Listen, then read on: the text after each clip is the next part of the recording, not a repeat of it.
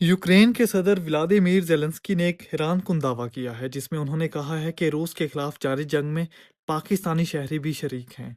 सदर जेलेंस्की ने एक्स पर बयान जारी करते हुए कहा कि शुमाल मशरकी यूक्रेन के महाज वोफ चांस्क पर इनके सिपाहियों ने देखा है कि रूसी अफवाज के साथ जो जंगजू लड़ रहे हैं उनमें पाकिस्तान, चीन, उज़्बेकिस्तान, ताजिकिस्तान और कुछ अफ्रीकी ममालिक से ताल्लुक़ रखने वाले अफराद भी शामिल हैं। उनका कहना था कि हम इसका जवाब देंगे। पाकिस्तान ने इस बयान को फौरी और सख्त अंदाज में मुस्तरद कर दिया है।